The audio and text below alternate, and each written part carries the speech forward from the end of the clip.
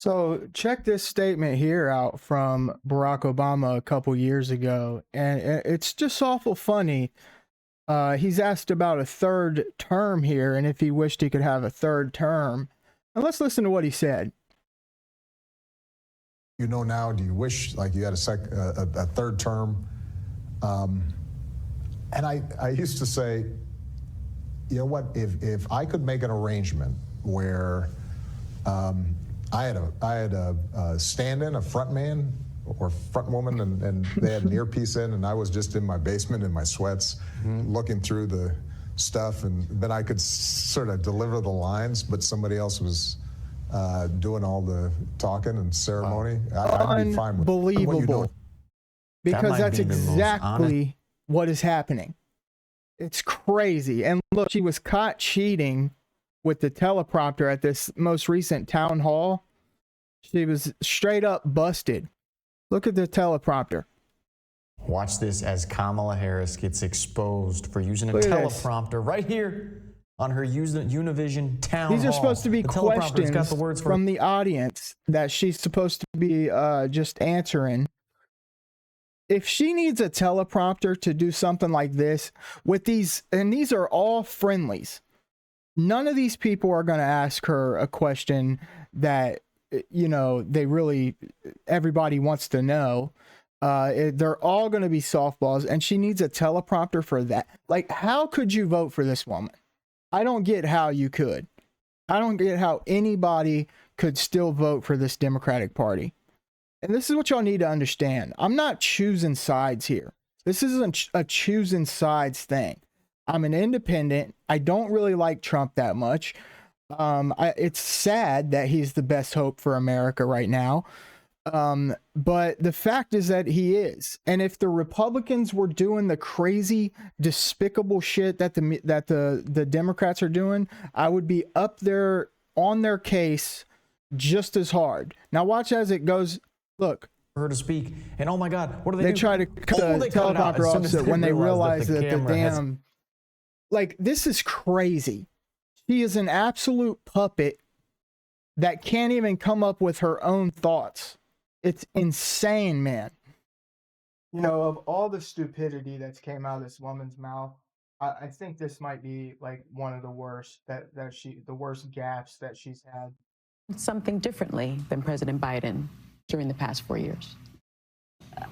There is not a thing that comes to mind in terms of, and I've been a part of most of the decisions that have had impact. Yeah. The work that we have done, for example, capping the cost of insulin at $35 a month for our seniors is something I care deeply about allowing Medicare to negotiate drug prices. Yes.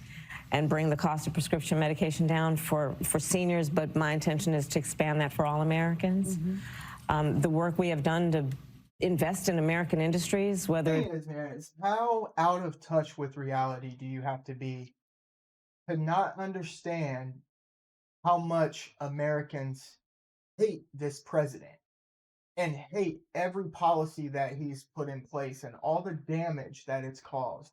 How out of touch with reality do you have to be to sit there and say, no, I don't think I would have changed anything. Nothing comes to mind.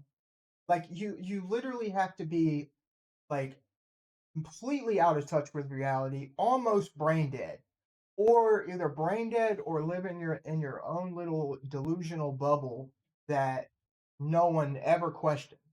This is insanity right here.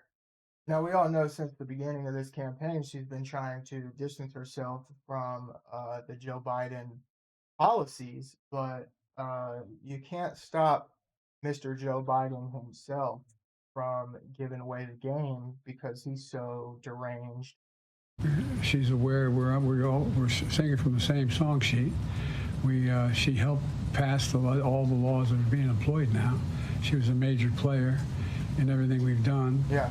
Including passage of legislation which we were told we could never pass. And so should have never passed.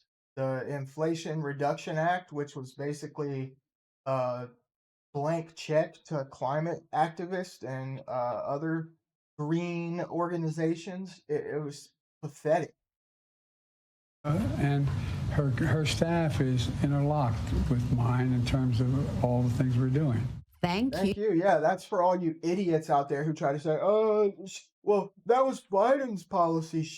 The vice president doesn't have that much power." That's not the only video either. There's another video where he says, "Yeah, she's basically had the same power I've had this whole time." So keep trying that bullshit. It ain't working. Here's another one where this woman just really shows. Both of them show the intellectual bankruptcy that is permeating our entire country right now. That gives the government the power to make a decision. I know what you're going to ask. About a man's body. No. No. How about, just right off the top of my head, how about the draft, you fools? And how about every single law that's ever been drawn up in existence? This is just, I can't believe how dumb she is. I really can't.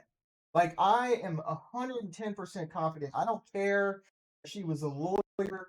I don't care that she was a prosecutor, whatever. I am smarter than this woman. And that is a problem. So here she is again, just proving that she is an absolute dumpster fire. Like, she is not smart at all. Like, just listen to this. Under a Harris administration, what would the major changes be, and what would stay the same? Sure. Well, I mean, I'm obviously not Joe Biden. I noticed. And so that would be one change in terms of. But also, I think it's important to say with, 28 days to go, I'm not Donald Trump. And so when we think about the significance of what this next generation of leadership looks like, were I to be elected president, it is about, frankly, I love the American people, and I believe in our country. I love that it is our character and nature to be an ambitious people. We have aspirations, we have dreams, we have incredible work ethic, and I just believe that we can create and build upon the success we've achieved in a way that we continue to grow opportunity, and in that way grow the strength of our nation. So for example, my economic policies, has no idea. I think of it, and I've named it as creating an opportunity economy. Look at that. So it's about, I think of it and I've named it. That's it? You've named it? things like investing in small businesses. I love our small businesses. The woman who helped raise us, we call her our second mother because my mother worked long days and hours. Oh my God, no one She was a small business owner. So as a child, I grew up knowing that a small business owner is someone who is a leader in the community, hires locally, trains locally, builds, contributes to the civic and the cultural fabric, right? So my plan includes extending a tax deduction for startup small businesses to $50,000 instead of what currently it is at $5,000, because nobody in 2024 can start up a small business with $5,000. No one can get $5,000 free to start a business anyway. Like, that's not even real. I believe, and you know, I spend a lot of time talking in particular with young families, young people across our country, and frankly, Stephen, the American dream right now is really elusive. And what's crazy is look, like, why is he setting the cards down facing her so that she could see them, and she's looking right at him? So this is like, she's got talking points right here prepared. Even aspiring to own a home, it's too expensive. We don't have enough housing. We have a housing shortage. So part of my plan how is about to... inflation is too high? Like, stop trying to blame the evil rich people. Talk about getting this inflation down, because that's the problem, not price gouging. Like, she has got to be the dumbest person to ever run for president in life. Work with the private sector, with builders and developers, to build 3 million more homes by the end of my first term, and to give first-time... You let 20 million immigrants in here. What the hell's 3 million homes going to do? The woman is dumb. Home buyers a $25,000 down payment assistance so they can just get their foot in the door to home ownership, which is the fastest and the most efficient way for people to build intergenerational wealth. She was asked what would you do differently than Biden and then the last 3 years? She had not one coherent answer. These are the ways that I think about how we build up our country in a way that is about supporting the middle class. I come from the middle class. I'm never going to forget where I come from. And I know that the middle class and strengthening the middle class is how you strengthen America and our economy.